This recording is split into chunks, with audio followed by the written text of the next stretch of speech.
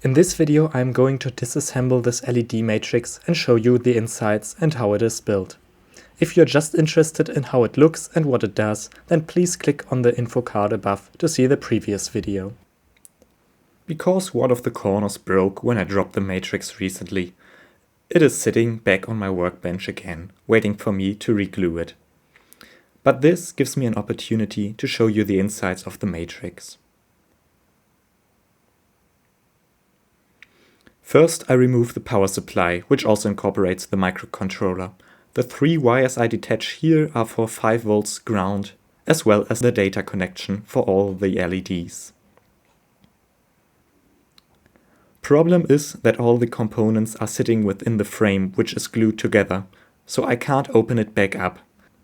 Therefore, I had to use a blade of a cutter knife and a hammer to break the glue at the opposite corner to open the matrix back up. This still wasn't ideal, as I broke one of the wooden pieces in the corner.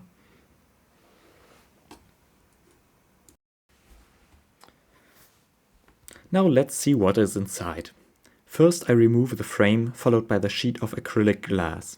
Underneath the panel I have another foil to diffuse the light even further, as I realized that the acrylic glass alone permits to see the individual light sources.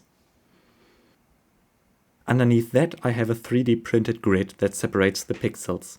I printed it in white since I like how the light from one pixel illuminates also the neighboring pixel slightly. Then finally we have all 600 pixels within 20 LED strips. On the left each strip is connected to 5 volts and ground, and then the data pins between the strips are connected in a serpentine way. This is such that I only need one pin of the microcontroller to control all the pixels. This power supply assembly is a copy from the one I used in my LED lamp, about which I also made a video.